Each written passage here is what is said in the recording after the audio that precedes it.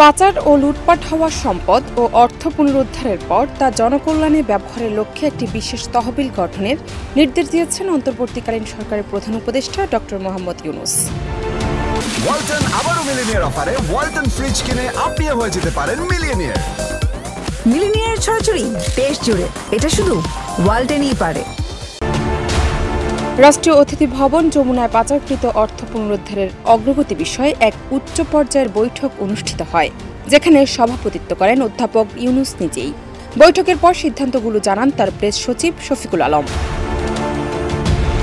তিনি বলেন, এখন পর্যন্ত সরকারের জব্দকৃত মোট সম্পত্তির মূল্য 1,30,758.7 কোটি টাকা, বিদেশি অর্থ $164 মিলিয়ন।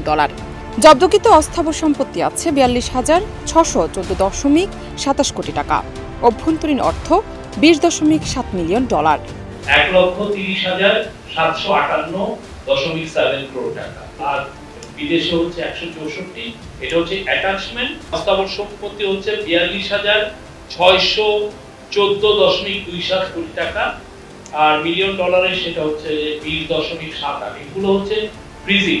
শফিকুল আলম বলেন, দেশে লুটের টাকা বা লুটারদের জব্দকৃত অর্থ বাজেটে ব্যবহার নয়, বরং দরিদ্র জনগোষ্ঠীর উপকারে ব্যবহার করবে সরকার। টাকাটা সত্যিকার অর্থে বাজেট বা অন্য কোনো কিছুতে নিয়ে এসে এটা পুরো দরিদ্র জনগোষ্ঠীর জন্য লুটের টাকা ম্যানেজমেন্ট হবে, এবং এটা উনি আজকে নির্দেশ দিয়েছেন, এই সংক্রান্ত একটা সিদ্ধান্ত হয়েছে। প্রেস ব্রিফিংয়ে বাংলাদেশ ব্যাংকের গভর্নর আহসান এস মনসুর বলেন, এই তহবিল বর্তমান আইনি কাঠামোর মধ্যেই গঠন করা হবে, তবে প্রয়োজন হলে বিদ্যমান আইন সংশোধন করে কার্যকর কাঠামো নিশ্চিত করা হবে। কোর্টের সিদ্ধান্ত হওয়ার পরেই এবং আইনের সঠিক ধারা প্রয়োগের মাধ্যমে এই কার্যকলাপ করতে হবে। প্রয়োজন বোধে আইনকে কিছু সংশোধন করতে হতে পারে, সেটা নিয়ে আমাদের আইন মন্ত্রণালয় এবং অ্যাটর্নি জেনারেলস অফিস সেটা নিয়ে কাজ করবেন।